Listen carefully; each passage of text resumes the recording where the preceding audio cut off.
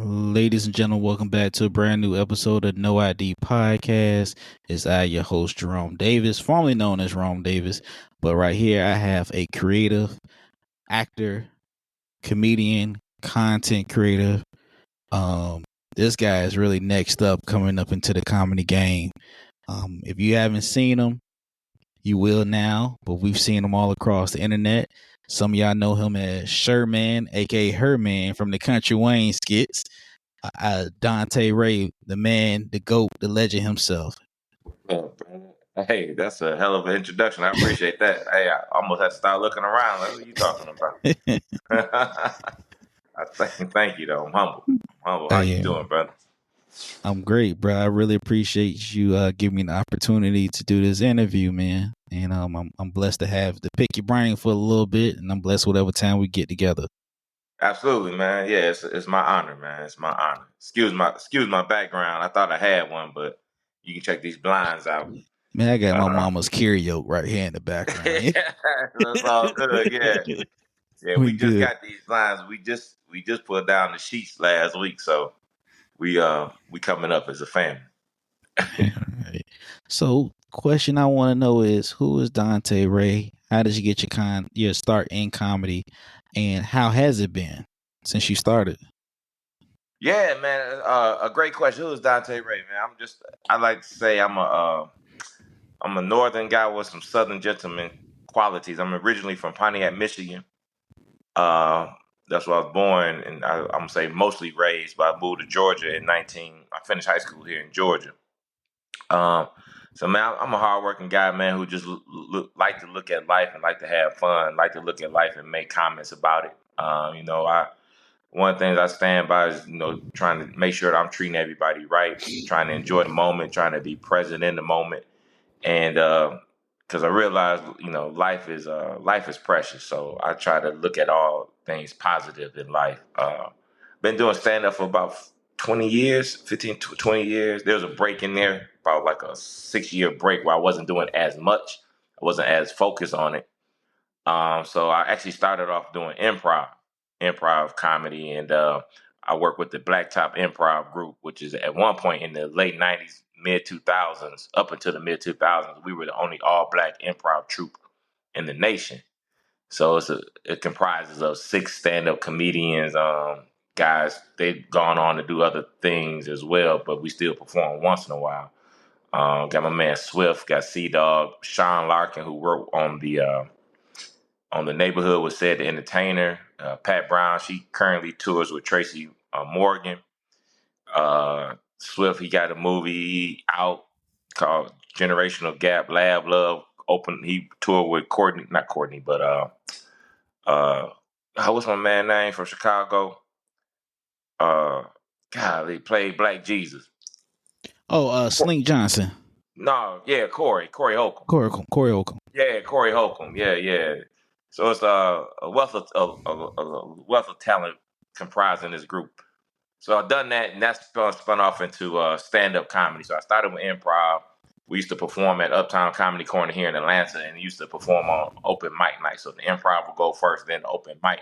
So there's an opportunity for me to jump into the open mic side of things and just learn how to perfect my craft in doing stand-up comedy. So, and you know how it is. Once you get that first laugh on stage by yourself, it's addictive. And I was always thought of as being the funny person in the school or in the family.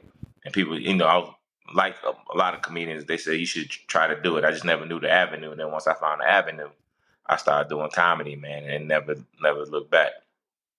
Definitely. Who was some of the comedians that inspired you into getting in comedy? Like, who was that? Or was that special that made you say, you know what, I think I can do this? Yeah, man. It's funny. It was one of those things, like, I knew I could do it. I just didn't know how to do it. But inspirationally, I think like everyone, I had my inspiration with Eddie Murphy, Richard Pryor, George Burns was an inspiration. Honestly, yeah, it's funny. That's my first comedy movie. My dad was, I think, out creeping one time, and he dropped me off at a theater, like 4 years old, watching this white man on the big screen doing the stand up thing. They didn't really know what it was, but I enjoyed it. So yeah, I had different. I mean, even some of my peers are people that inspire me. So just um, a lot of comedians, man, a lot of Carol Burnett, a lot of comedic work, comedic sketches. I just found them funny in a lot of things, and it's something I just like. I like being a funny person. I like when levity like breaks the tension in the room or something. So I've always like kind of been drawn to folk who can command a room, can get their point across, and they can do it with levity. And as they make you think, they also make you laugh. Yeah, man. Yeah, laughter is medicine, and Yeah, absolutely. yeah, and I'm glad you said Richard Pryor, George Burns, Eddie Murphy, because they did a lot of realism in theirs, and yours Yeah. is realism too. And I Oh man, think for sure. I think yours is very genius for you to take something in life and just make it funny. Because I think that's an art. I think a lot of us in comedy, all of us in comedy, are high intellectual beings to turn something like that into it. So salute to you, brother, on Yeah, doing that, man. absolutely, man. You if you can observe stuff and then kind of put your own POV on your point of view, and people, they can start shaking their head or they can laugh. They may not agree with a lot of things, but they start to see it from a different point of view. And sometimes it's a lot of times you're just saying stuff that they're thinking, and you just saying it out loud. you know, Hmm. Especially if you're doing humor that people can connect with, especially in our community. We all got things that is very similar in the way we've been raised, the way we go to our family functions, the family dysfunction in our, everybody got it. So, you know, when you can relate things in a comedic way, I think that shows what you said, your genius and your ability to connect with different people. Yeah, definitely. Now you started 20 years ago, right? Have you Yeah, man. noticed the difference between 20 years ago, especially with the social media, the internet popping now, man? How's that migration been? It's like everything I say is this, everything evolves, right? We Hmm. went from a house phone to a cell phone, so nobody has cell phones no more, but we still talking on the phone. So you still got the base of communication, right? So comedy is the same thing, I think. Definitely when I first started, um, Comic View was really, really hot. That was almost like if you got on Comic View, that kind of gave you some cachet, right? That kind of solidified you or qualified you to say, okay, you're a comedian, especially if you got multiple seasons. So it's Def Jam, Comic View. Um, and at that time, I think you really had to know the art of stand up. I think you had to know how to structure a joke. You needed to know how to command the audience. You had to have time.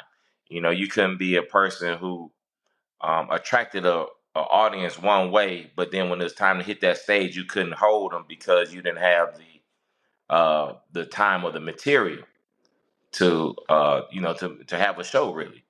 So now I don't think that's really as prevalent. You don't really need that as much because of you can get the social media following, and they'll follow you to clubs to see you do your act on what you do on social media. You can be a character or anything anything of that nature. Not really about being a stand-up comedian, which is fine. I think it's just another lane of comedy.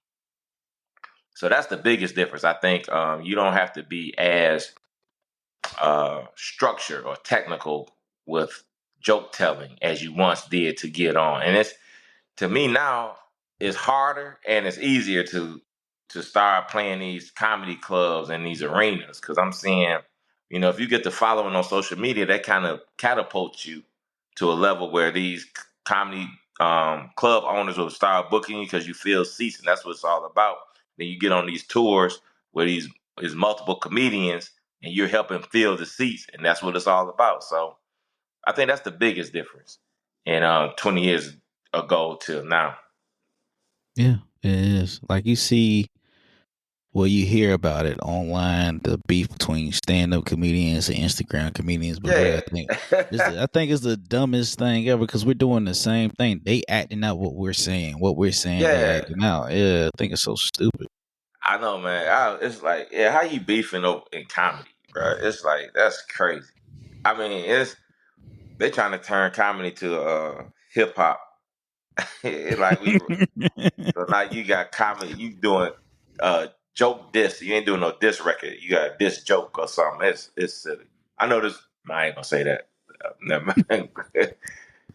I ain't gonna say It's that. all good, man. It's all good because you do both. You do the skits and you do stand up comedy, so you see both worlds, and you get to work with some big names, from Country Wayne to Chase, and Chase was somebody that if he's watching or listening, I'll let him know this and give him his flowers. With he's somebody that got me through college with the DJ Southern Bread on YouTube and the Oh Soldier yeah, Boy okay. skit.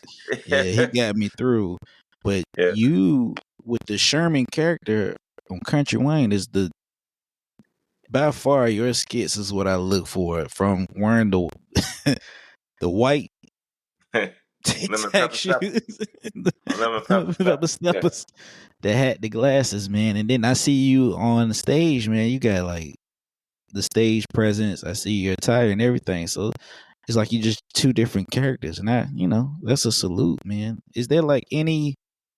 Have you ever been starstruck, or has there ever been any big names you've been like, damn, I can't believe I got to work with him? Or Um, no, man. I think I probably hadn't met him yet. I'm assuming like if I'm just speak this out when I started working with Eddie Murphy or something like Eddie Murphy, I'd probably be starstruck. But I think like the biggest person at the time I met Steve Harvey and got an opportunity to kind of have a good conversation with him. He was talking to a bunch of comedians actually when I did Comment View, and you know I think one thing about this comedy world, most people are you they understand your path because it's pretty much the same journey. And you're trying to get to where they got. So it's like nothing really to be for me not starstruck about. Plus I'm a little older too. So, I ain't as I ain't as wide eyed and bushy tailed as I once. Now I'm like, yo, I ain't got time to be being starstruck. We try to get to this deal or something, bro. Get me on, help me, let me perform with you or perform on your show or something. So, it's more of it's definitely a respect thing, but I don't know about starstruck. But I feel like I'm very fortunate to be able to meet people, to work with people. Like with Chase, and that dude is he's amazing with his eye and his concepts and the whole Country Wayne platform. Right?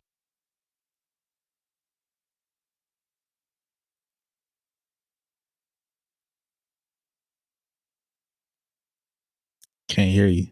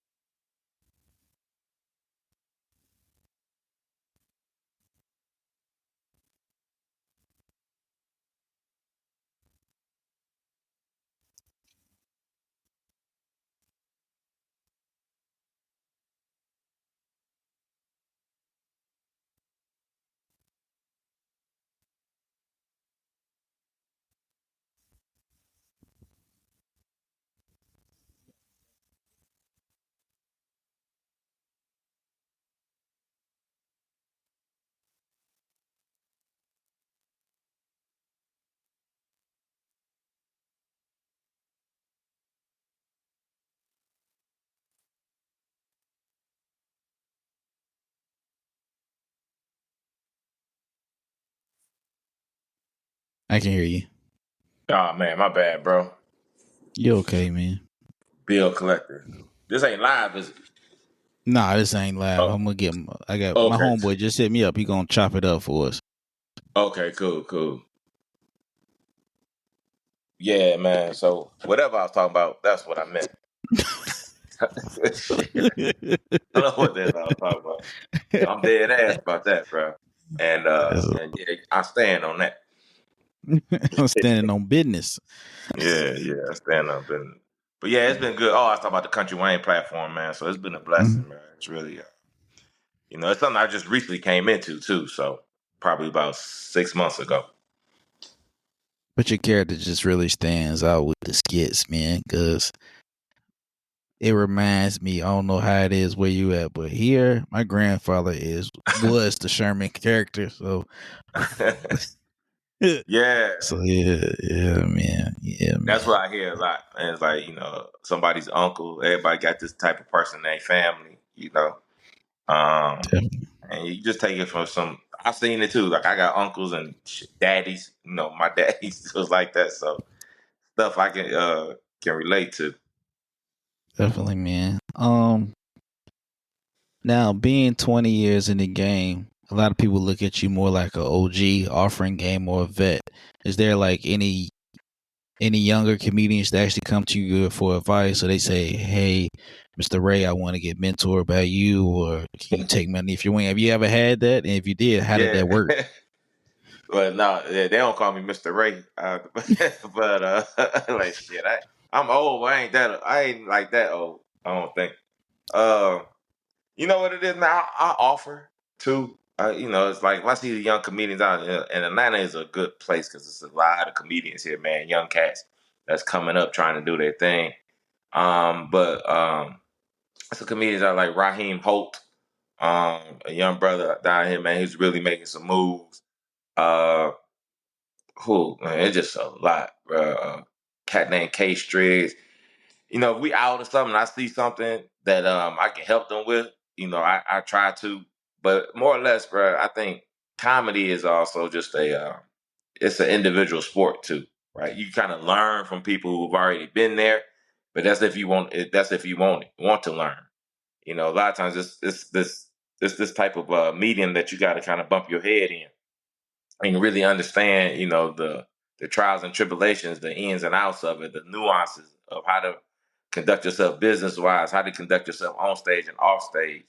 I think that's one of the things that is a difference too. When you say about 20 years ago and today, um, I think with the rapid success that some comedians get, they don't have they miss some of the professional part about it, the professionalism, like how to show up to the show, how to conduct the show, how to conduct yourself off stage, as well.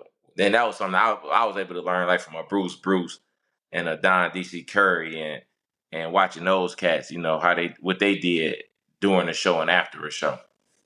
Yeah, man. Like, my thing is this is a marathon, not a race. When you're talking about rapid success, Yeah, your time will come. I always tell people, you just gotta. It's a marathon, not a race. It's a sprint. It's not a sprint. It's a jog. So yeah, you just yeah. can't rush the Bruce, yeah, process. can't rush it, man. Bruce told me this. He said, if you true to it, it'll be true to you. He told me that a long time ago. So that's all things. I just, you know, be prepared for your opportunities. That's about it. That's it. I think I heard Bernie Mac say it. Patrice O'Neal has said it. It's like, the fame comes before the money. Once you realize that, man, it'll be so much easier in the Yeah. comedy game. Yeah, man. Yeah, man. Yeah, man. You're right. I think I'm probably more recognizable now than I ever been in my life, and and the money is not as recognizable. Shit, that's it's all right, but it ain't. That is what it is. Yeah, man. I mean, I think my first show I made five. The first paid show I got was $5 for 10 minutes. I just now Oh, actually, really? That much? yeah, You five got paid? dollars. Yeah, you living on lap of luxury, young man. You got paid like that? Yeah, Yeah, man. $5. Shoot, I remember they said I'll buy you a drink. So, damn. But but it's the grind, bro. And that's the thing, man. It humbles you too. That's what I love about it. It humbles you. And you know how it is. You walk off stage sometime and you kill, right? And you think you the best thing since sliced bread. Then that next show you come on, you don't do as well. That thing will bring you down a little bit. And and what it does, it makes you say, okay, I have to continue to work. I have to continue to hone my craft. Because you never you never get it. You never perfect it. You get so good that it just seems seamless, but it's something that you always can be working on. Always can be working on. Yeah, my mentor, shout out to James Cooper, told me that's when you're a true artist, because everybody can think that you've killed your set, and you can kill your set, but in your mind, you're like, man, I could have done better. I could have worked on this a little bit, your timing, and but to everybody else, it's impeccable. You know what I mean? Yeah. And he schooled me because I have had that up and down of comedy. Like I had 1 month I opened up for DL Hughley.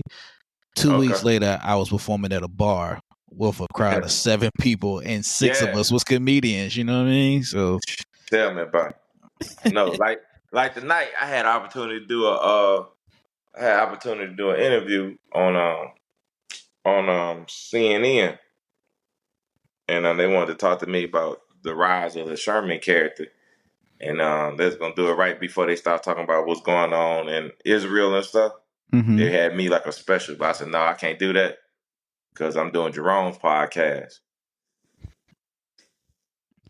man, I appreciate So, that.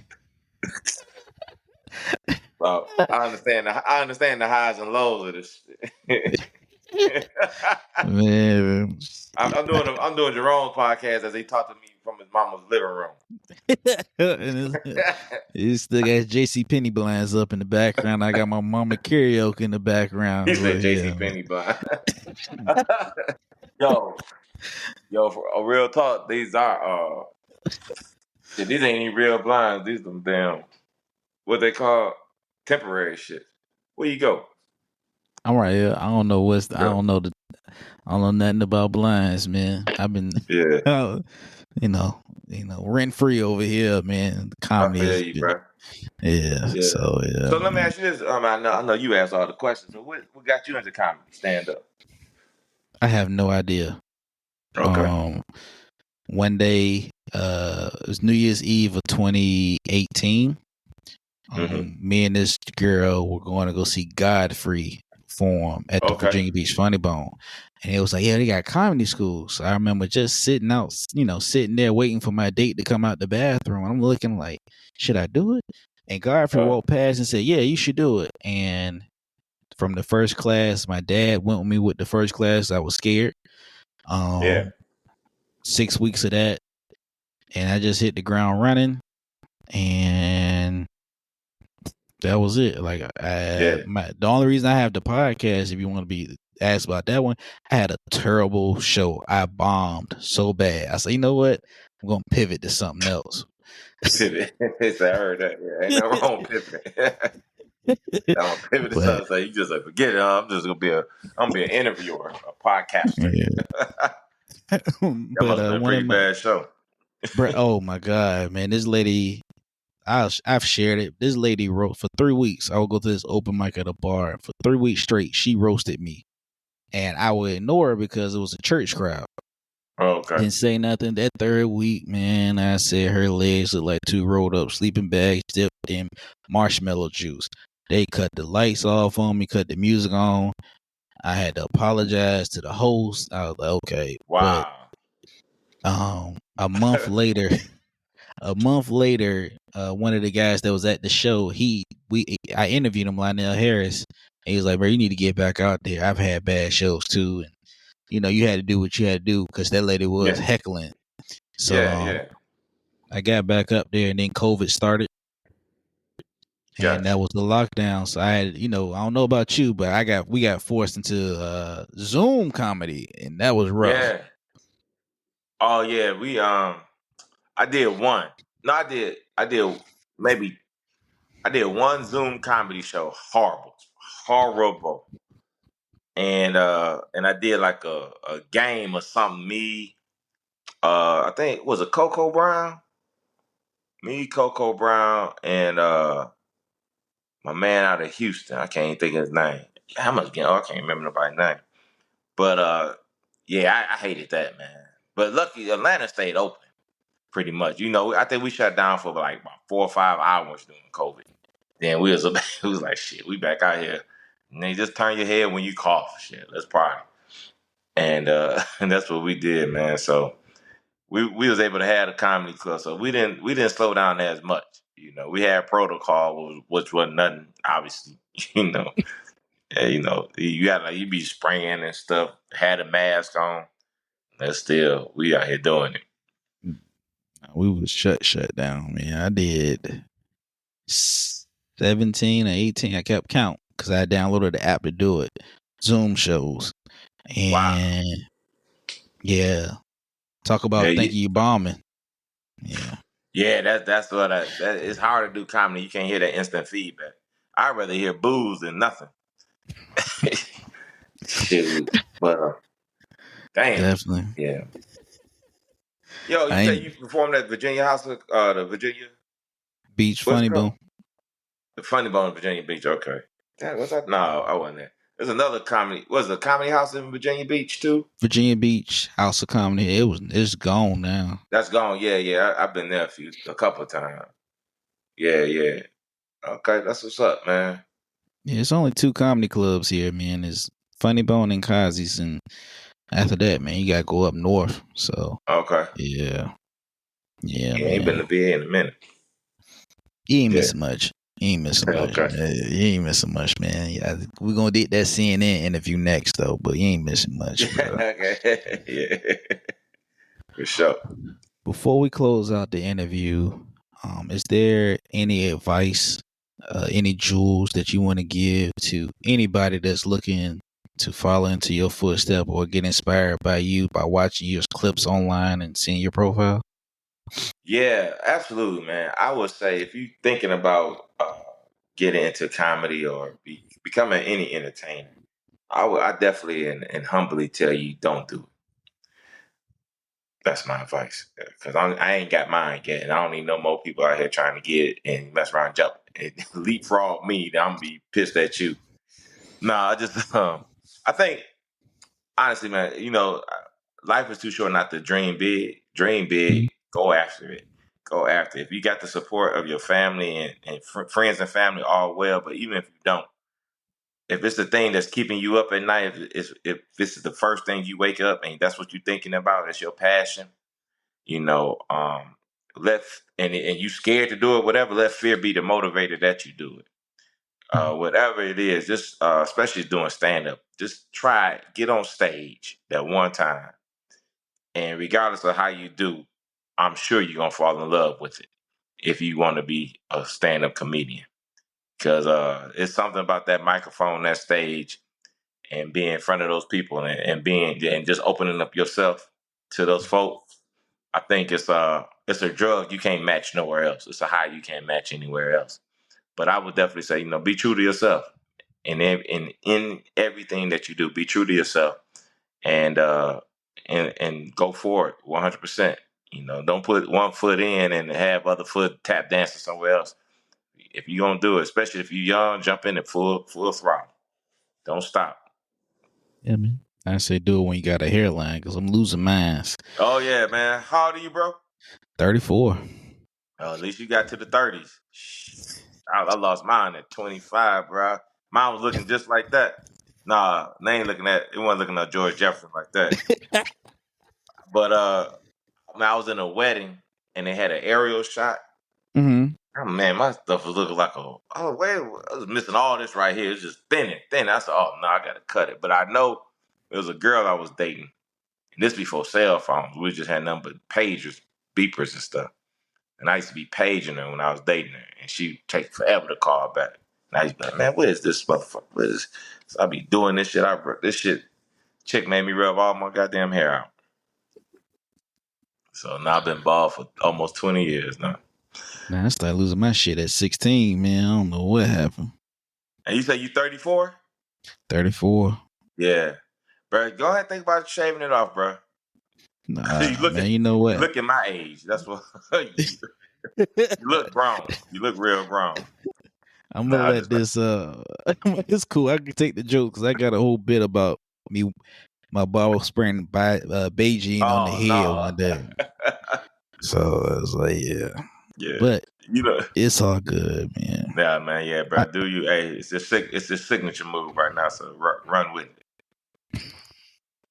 Definitely, brother. if anybody wants to get in contact with you or follow you, are they able to follow you? And how do they follow you? Yeah, man. Thank you. You can follow me at Dontee Ray Comedy. That's on IG, Twitter, TikTok. That's DONTEERAY Comedy. Dontee Ray Comedy. Also, you can follow me, watch me on Country Wayne. I think we dropping episodes like 2 or 3 times per day. Man, it's a lot. So I play Sherman. The Sherman want to be yo man. Where I call it the what I say, Sherman, the most loved, most hated sugar daddy in the world. Because they love me and they hate me at the same time. But yeah, so yeah, please keep watching that. I appreciate all the support, man. And what else? And Facebook, Dontee Ray, DONTEERAY. So hit me up. I love to, chop it up with you, follow you, I'll follow you back. And when I come to Virginia, man, we definitely gonna link up. But I really appreciate this opportunity too, man, being on your platform, Jerome. And thank you for reaching out, man, and giving me the opportunity. And it was great meeting you as well, man. It's always good to see young people in the game, young brothers in the game, and taking it seriously, bro. So I already know you got a long road ahead of you that's going to be filled with nothing but great things, man. Just stay true to it, and you got a great start already. I can already tell this thing is moving in the right direction for you. I appreciate that, man. And if you guys want to follow me, it's Comedian Rome on Instagram, TikTok, Facebook. No, Instagram, TikTok, Twitter. No ID Media TV is Instagram and Facebook. Check out it on Instagram, YouTube as well too.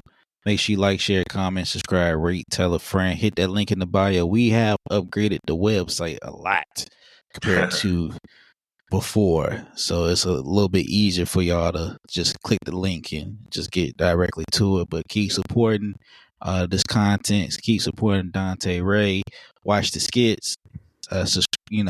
Follow this man back. It's a blessing to have somebody with 20 plus years in the game and give me some of the jewels and the knowledge that I need as well too to keep progressing. And y'all give this man his flowers while he's standing here on this earth as well too, man. So make sure you guys signing off on that, brother. Peace and blessings. Let laughter rest your soul, bro. God bless. Thank you. Thank you.